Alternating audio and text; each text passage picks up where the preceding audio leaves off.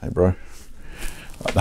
Hey everybody, it's Chris here from Better Music and I'm here with Rowan, my synthesizer buddy, and today we're looking at we're looking at a couple of Moog things. The D.F.A.M. The D.F.A.M. The drummer from another mother. And we have two mothers to keep it company. We do. This drummer has two mothers.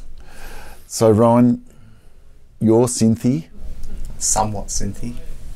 Tell us about it. So, the drummer from another mother is obviously part of the same family as the Mother 32. So, these are semi-modular units. Semi being that without any of these patch cables, they will function as a complete synth voice, but obviously they speak the language of control voltages and audio, obviously. So, they will talk amongst themselves, or they also will talk within the context. That's all this stuff. Yes, indeed. Cables. Yeah, cables. And then of course, that allows them to talk to other, Euro-rack modules. Okay, make it go, make it go. See, I don't know. I know a little. Yeah, I don't know much about this. I had a burn on this on the weekend. Yeah, it was pretty cool, very interesting because it doesn't work like a traditional drum machine, does it? No, absolutely not. And that's probably something to point out with the drummer. From it's a feature. It's a feature of what?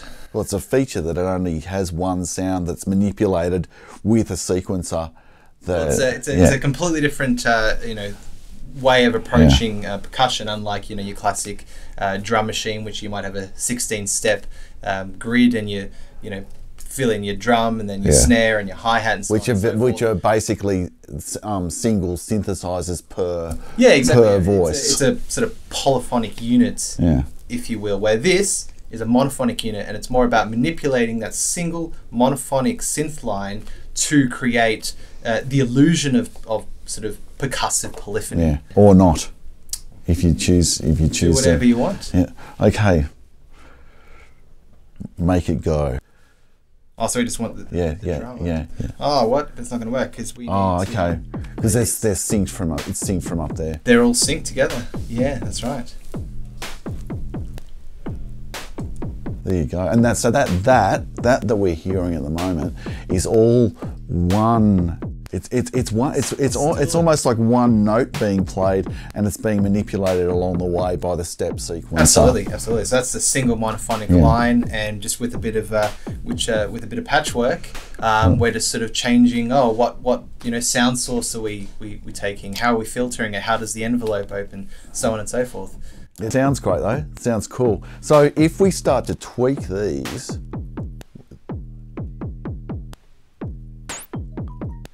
so that's our snare doing this. Yeah, so basically with what we've got going over here with the patchwork is the pitch. So it's an 8-step sequencer. We've got 2 lines here to manipulate that 8 steps. So we've got pitch and velocity. So velocity is reasonably self-explanatory, and I suppose so is pitch.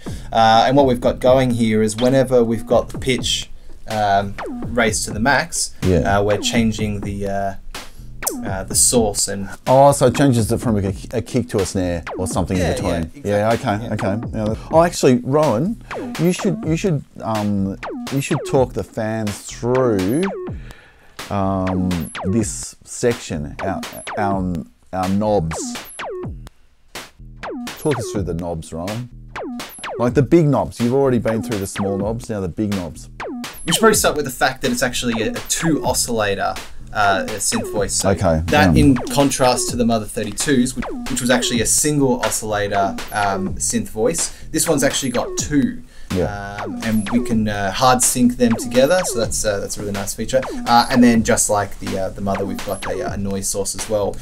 So basically, look, it's going to be a bit arbitrary if I just start listing all these knobs, but basically they're kind of just like analog synth knobs, aren't they? Like you'd find on. Like so, a filter with resonance.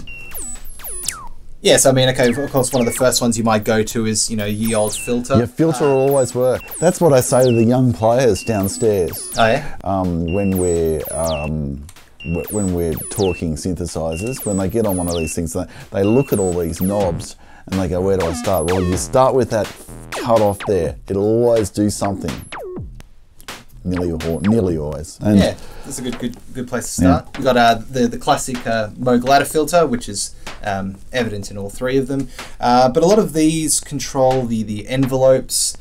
So we've got, 3 or possibly 4, depending on your definition, envelopes. So we've got one for the VCO decay, we've got one for the VCA, and one for the VCF. So it's pretty much just playing the master tempo at the moment. So if we drop that, you'll see all the sequences for the other two will start to slow down accordingly. And that is because you've got this, so we've got an assignable output here. Right now I've got that set to basically output the clock that it's generating. That in turn is actually going to our second one, and then once again via the assign here, I've got it sending that clock out to the drummer. Because one thing I really liked about this, playing with it on the weekend, can we unsync it quickly? So this one's got its own clock? Sure, so that's it. Bam.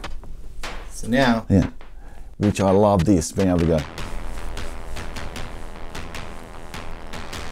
Yeah, definitely. So it's like it almost goes fast enough to make a note out of. Oh, absolutely. It's a sequencer that will run fast enough to self-oscillate, so to speak. So, and then we can start.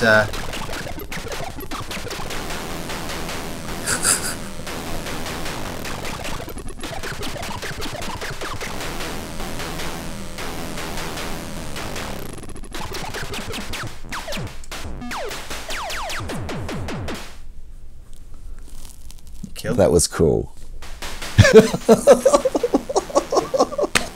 You killed it. It is cool though, don't you reckon? I reckon that's one of the great things about it. That's the thing that struck me. What's that? Well, just that the sequencer goes so fast that you can do all kinds of crazy stuff with it that you wouldn't normally think of doing. Like I actually made a track on the weekend with this, where I ran the thing just at its own tempo, and then multi-tracked it and changed the tempos really slightly between the multi-tracks, and it was very unusual and kind of cool. Oh, so instead of changing the tempo here, and as opposed to changing tempo, you're actually changing pitch. And I was recording it into Pro Tools, unsynced, and there was some pretty wacky stuff went on. If you're after a straight up drum machine, a classic drum machine, it might be a bit beyond you. But if you want something that you can take into some very strange places, or it will take you into some very strange places, I'd highly recommend it. It does sound cool. Like the actual sound of the thing is really cool. It's a lot of hours of fun. Yeah, definitely. It really, we could go and explain what every single knob does, but it won't necessarily do it justice or do you justice. Half the fun is a little bit of out of ignorance as well. Just having a tweak, having a play, and see where it takes you, and you'd be highly surprised. The amount of fun, but just the amount of cool places that you can get to, and come up with non-traditional percussive elements. Or even synth elements. Well, of course, and keep in mind it is called the drummer from another mother, but that word or that name is a tad limiting, because it's capable of far more things than drumming. It can definitely do bass lines as well, albeit it's a tad hard with the unquantized pitches. But could you patch in a via this semi-modularness? Could you patch in a third party or a Moog pitch quantizer? It's modular. Yeah, so that's what I mean. Yeah, so we'll hook up to your Eurorack stuff. Yes. Yeah. Is it modular? Yes. Yes. Yeah. Well, that's great. Yeah. But something I think that we should point out, though, something that came with the D.F.A.M, which is really useful, because as I was saying, it can be a little bit daunting when you first look at it. Even I still haven't fully conceptualized what the hell is going on. All I know is it just sounds wicked, but that's about it really. So really, good place to start is actually with these patch sheets that Moog has actually provided.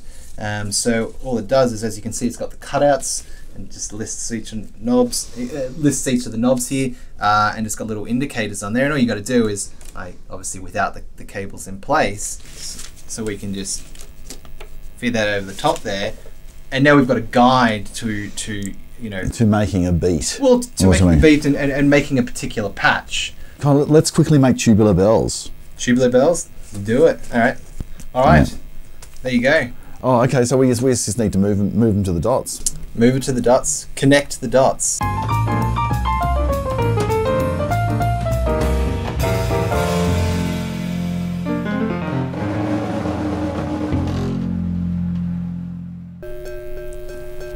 If there's anyone out there from Melbourne, you know this sound.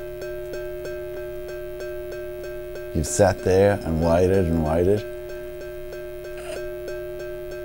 Then the train comes. Oh, I wish we could make a train sound. She acts like summer and walks like rain. Reminds me that there's a time to change. Hey, hey, hey. So there you go, tubular bells. Tubular bells. Do you want to do another one? Or railway crossing in Melbourne, in Coburg. It sounds like the Coburg one. But I bet you then we can go.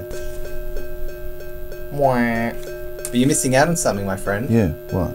Missing out on some cable. Oh, okay, go. Cable up, cable up. Right, so there you go. So, we're taking our pitch out. Yeah. And it's going into VCO 1 control voltage. Oh yeah, that's pretty cool, isn't it? Shall we move on to the Mother 32? Let's just go quick with the Mother 32.